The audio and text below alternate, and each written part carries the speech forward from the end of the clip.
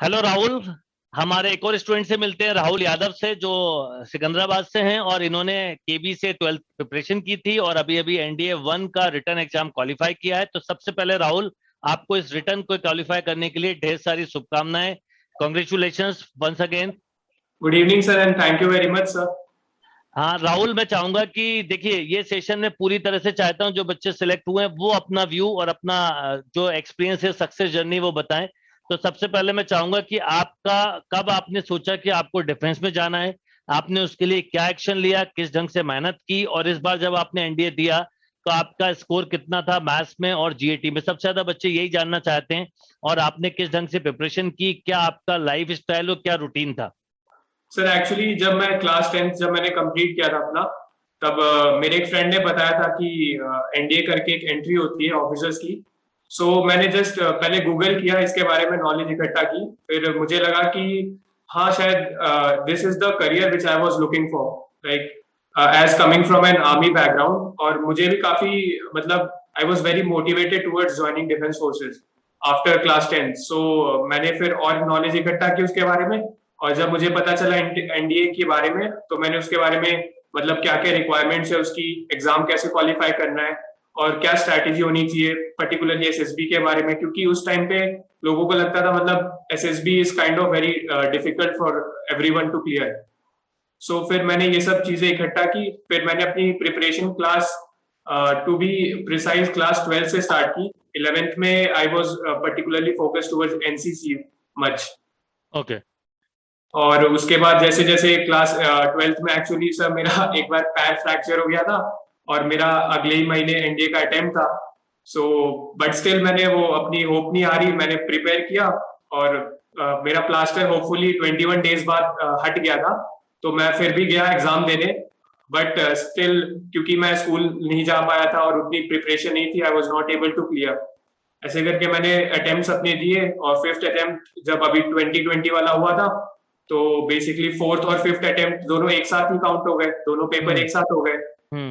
उस वाले अटेम्प्ट में मेरा अराउंड 1.5 एक मार्क्स ही रह गया था पेपर क्लियर ओके। होना। तो that was quite disheartening for me. But still जब पेपर के रिजल्ट्स आए तो आपको तो मैं पहले से ही फॉलो करता था। लाइक फ्रॉम 2019 मैंने डिसाइड किया कि अब मुझे देर नहीं करनी चाहिए, वैसे ही काफी देर हो गई है ओके। और मेरा लास्ट अटेम्प्ट है और जो जो भी होगा देखा जाएगा। मैं जस्ट पापा से मैंने बताया कि मुझे अब इम्पेटस गुरुकुल ज्वाइन करना है और फटाक से टिकट बुक की और वहां आ गया मैं। ठीक है।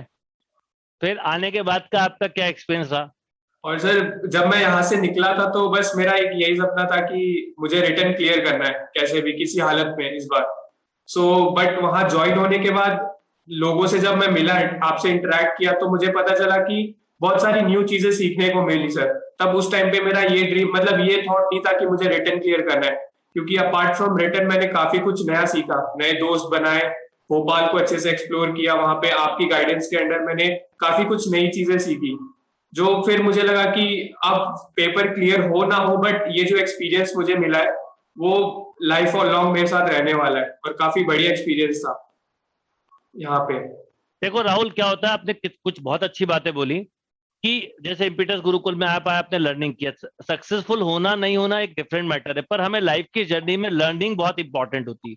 दूसरा, आपने एक बहुत इंपॉर्टेंट बताई कि पहली बार में फ्रैक्चर था फिर भी पेपर दिया, दूसरी बार में एक मार्क से रुका फिर भी हिम्मत नहीं आ रही। क्या होता है, एनडीए ऐसा ही एग्जाम है, मतलब एनडीए सीडीएस का एग्जाम का ना, इसलिए तो वो साल में 2 बार होता है। तो मैं हमेशा बच्चों से बोलता हूँ, ये बहुत अच्छा आपने मैसेज अपने बारे में बताया कि कई बार बच्चों का 1-2 नंबर से रुक जाता है या नहीं निकल पाता, निराश हो जाते हैं। पर देखो, आपने हिम्मत नहीं आ रही, और लास्ट अटेम्प्ट था आपका भले ही, पर वो निकला भी है और बहुत अच्छे स्कोर के साथ निकला। और मैं आपको अभी बताऊं, आप एसएसबी भी निकाल के आओगे। आपने तो देखा है कि इम्पीटस में कितने बच्चे हैं जो लास्ट अटेम्प्ट में ही आते हैं और रिटर्न के साथ यस। साथ एसएसबी भी यस निकालते हैं, सर। आप भी निकालोगे। बस एक ही चीज लगती है एसएसबी में, वो है आपका माइंडसेट, कि आप कितने फोकस हैं, आप कितने जेन्यून हैं डिफेंस में जाने के लिए, और आप क्या सोचते हैं, आपका थॉट प्रोसेस क्या है खुद के। क्योंकि कई बार हम कई चीजें, कई बच्चे रट के चले जाते हैं, वो सब आपने देखा है कि मैं आपको हमेशा यस इम्पीटस में सर। एक ही ट्रेनिंग मिली कि एसएसबी मतलब आपके ऑन थॉट होना चाहिए। Yes sir. सर वही जब मैं इम्पेटस में था तभी इसका रिजल्ट आया था, एनडीए 1 2020 का 1 और 2 जो एक साथ हुए थे पेपर, उसकी जब मार्कशीट निकली थी, तो फिर जब मैंने अपना रोल नंबर डाला और चेक किया, तो 1 मार्क से रह गया तो मुझे उतना बुरा नहीं लगा, क्योंकि इस बार मेरी प्रिपरेशन कुछ एक अलग लेवल की थी। जब मैं इम्पिटस में ज्वाइन हुआ तो उसके बाद मेरी प्रिपरेशन एक अलग लेवल पे चली गई थी। संडे को जितने भी मॉक टेस्ट होते थे वहां पे मतलब मेरा सिर्फ एक ही एम रहता था कि मैं कम गलतियां करूं, क्योंकि जितना कम मैं मिस्टेक करूंगा, क्योंकि ऐसा लगता था हर एक क्वेश्चन एक मेरे मतलब हर एक क्वेश्चन की एक इंपॉर्टेंस बन गई थी उस टाइम पे। जब ये चीज मेरे जहन में आई कि मेरे 1 मार्क से रह गया, तो मेरे को इंपॉर्टेंस समझ में आई हर एक क्वेश्चन कितना इंपॉर्टेंट है। और जैसा सर आपने भी बताया था अपने क्लासेस में कि हम गलती उसी क्वेश्चन में करते जो हमें आता है, और मैं आपके पास काफी काफी बार आपके पास आया कि सर मैं कैसे अपने स्कोर को इंक्रीज करूं, मैं गलतियां उन्हीं में करता हूं जो क्वेश्चंस मुझे आते हैं। फिर आपसे पता चला कि वही है ना सर, कि खाली रोड पे ही दुर्घटना होने की संभावना ज्यादा है। बिल्कुल सही बात है। Yes sir. तो देखो बहुत अच्छी बात बोली आपने। और क्या होता है ये स्पोर्ट प्लेयर से सीखना चाहिए। आप जैसे बोला ना एक क्वेश्चन, बिल्कुल सच बात है। 1 सेकंड की क्या वैल्यू होती है, 1 सेकंड के भी कई पार्ट की। जैसे आपने पढ़ा होगा कि पीटी उषा का जो 4th रैंक आया था वो सेकंड के 100 पार्ट से हारी थी। मतलब सेकंड का भी 100 पार्ट, सोचिए कितनी मतलब एक एक सेकंड। वैसे ही हमारी लाइफ का एक एक सेकंड, एक एक मूवमेंट इंपॉर्टेंट होता है। डिफेंस में ये चीज मैं आपकी एक अच्छी बात बोलूंगा, एक बहुत अच्छी बात बोली आपने कि वो एक एक क्वेश्चन की वैल्यू समझ गए। यही चीज एसएसबी में काम आएगी कि हर एक सेकंड, क्योंकि 1 सेकंड में इधर या उधर से चूक हुई, क्योंकि हम डिफेंस में जा रहे हैं, तो हमारा या उसका कुछ किसी का भी हो सकता है। तो 1 सेकंड बहुत बड़ा समय होता है, लगता है बहुत छोटा, पर कभी कभी 1 सेकंड भी बहुत बड़ा समय होता है। और ये आप सीख गए हो, तो मुझे पूरी उम्मीद है कि आप एसएसबी में भी बहुत अच्छा परफॉर्म करके आओगे और एक अच्छा रिजल्ट दोगे। फिर से मैं इसी तरह से एक हाईली मोटिवेट इंटरव्यू लूंगा आपके साथ। अब मैं चाहूंगा कि आप अपने जूनियर्स को क्या मैसेज देना चाहते हो, अगर वो सोचते हैं 9th 10th 11th 12th में, तो उनको क्या एक स्टेप है जो लेना चाहिए। क्योंकि देखो प्रिपरेशन तो 11th 12th के बाद करता है बच्चा, पर कुछ स्टेप्स हैं जो उन्हें लेनी चाहिए, उनको लेके आप क्या अपना ओपिनियन दोगे? सर पहला तो मैं यही बोलूंगा कि सबसे पहले एक राइट स्ट्रैटेजी बनाए। मतलब अगर आप अभी 10th में है या 11th में है तो you have a proper time now. So firstly एक अच्छी स्ट्रैटेजी बनाए और उसको फॉलो करें। मतलब एक कन्विक्शन अपने अंदर, एक डिटर्मिनेशन रहना चाहिए कि हाँ भाई हमने एक स्ट्रैटेजी बनाई तो हम इसको पूरी मेहनत से फॉलो करेंगे। सेकेंड सर कि यूट्यूब सर एक बहुत बड़ा प्लेटफॉर्म है जहाँ पे काफी सारा हमको डिटेल में वीडियोस और इन सब चीजों के बारे में, इंडिया के बारे में पता चलता है। तो यहाँ पे स्टूडेंट्स जो है सर काफी मतलब भटक जाते हैं कि कंटेंट ढूंढने लगते हैं हम कहाँ जाए, क्या पढ़े, किससे पढ़े। तो सर एक पर्टिकुलर किसी ट्यूटर को आप फॉलो करो, that would definitely help you to get success through NDA exam.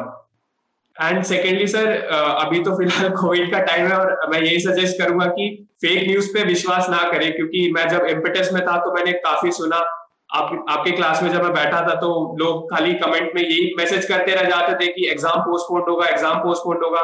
यहाँ आपके इतने इंपॉर्टेंट कॉन्सेप्ट चल रहे होते हैं और लोग वहाँ लाइक कमेंट करते हैं कि एग्जाम पोस्टपोन्ड हो जाएगा। सो इन सब चीजों पे विश्वास ना करें, जो होगा वो देखा जाएगा। बट हमारी प्रिपरेशन इस लेवल की होनी चाहिए कि एग्जाम चाहे कल ही हो या 2 महीने बाद, हम अपना बेस्ट देंगे। हमें फर्क नहीं पड़ता कि एग्जाम पोस्टपोन्ड हो या नहीं। तो नेक्स्ट सर की एनसीईआरटी जो बुक है ना सर, उस पे एकदम डटे रहे। मतलब इस बार के जो अगर पेपर देखा जाए वो मतलब अगर कोई भी बच्चा अगर एनसीईआरटी बुक अच्छे से पढ़ लेता तो आराम से इजीली 200 स्कोर कर सकता था। एनसीईआरटी एक ऐसी बुक है जहां पे आप आपकी कॉन्सेप्ट बिल्डिंग होती है अच्छे से, और आपको एक मतलब अंदर से एक वो आता है, मतलब एक अलग थॉट प्रोसेस आता है कि yes I can definitely do good in exam also, paper में मैं अच्छा स्कोर कर सकता हूँ। बिल्कुल सही बात बोली राहुल। तो आपने काफी अच्छा मैसेज दिया। और ये भी मैसेज है कि यूट्यूब पे ढेरों इन्फॉर्मेशन है, ढेरों वीडियो है, पर उसमें कंफ्यूज नहीं होना है। उसमें जो बेस्ट लगे, मेरा हमेशा बोलना होता है कि जरूरी नहीं कि इम्पिटस गुरुकुल फॉलो करो, पर जो बेस्ट लगे किसी एक को लेके आगे चले। कई बच्चे उसी में कंफ्यूज रहते हैं कि एक साथ कई कई जगह फॉलो करते हैं, इस वजह से कई बार प्रिपरेशन उनकी वीक हो जाती है। तो ये अच्छा मैसेज है आपका। चलिए अब आप अच्छे से प्रिपरेशन करिए एसएसबी के लिए और तैयार रहिए फिर से एक हाईली और न्यू हमारे इंटरव्यू के लिए। All the best and congratulation. जय हिंद, जय भारत। जय Hind sir, thank you sir. जय हिंद बेटा। तो राहुल आप काफी अच्छे से क्लियर है आपके फंडे और इस चीज का फायदा मिलेगा। ये बताओ अभी एक्सरसाइज वगैरह कुछ कर रहे हो? सर अभी रनिंग करने जाता था और फुटबॉल थोड़ा खेलता हूँ। एक्सरसाइज जरूर करना, इसलिए नहीं कि फिजिकल ट्रेनिंग, उससे आपकी क्या बॉडी लैंग्वेज अच्छी होती है। तो रनिंग, वॉक, सिटअप, पुशअप ये सब जरूर करा करो। और करीब करीब 1-1.5 घंटा रोज अपने आप को एक्सरसाइज के लिए दो। Yes sir, yes sir. ठीक है, अच्छी इंग्लिश बुक्स, नॉलेज। हाँ सर, अभी क्या हुआ था, थोड़ी मतलब मेरी तबीयत खराब हो गई थी, वो पता नहीं कैसे, बट अभी थोड़ा ठीक हूँ। और वैसे भी कॉलेज के एग्जाम्स इन लोगों ने डाल दिए थे, इन मतलब 5th ऑफ इसी मंथ, मतलब 5th ऑफ जुलाई से इन लोगों ने कॉलेज के एग्जाम्स डाल दिए थे। तो और मैं भोपाल आ गया था, तो मेरे काफी बैकलॉग भी थे कॉलेज में, बट स्टिल मुझे उनकी उसकी चिंता नहीं थी। मेरे को मेरा पूरा फोकस तो सर एनडीए पे ही था, बट अभी यहाँ आने के बाद अब वो बैकलॉग्स क्लियर करने पड़ेंगे मेरे को। वो कर तो लेना साथ में, इसके लिए फोकस रहना, कंफ्यूज मत होना बिल्कुल। यस सब सर, कुछ पता है, तुमने बहुत कुछ सीख के गए हो, तो आराम से अपने पॉजिटिव माइंड से पेपर दो। ठीक है, यस सर, चलो all the best. Thank you sir.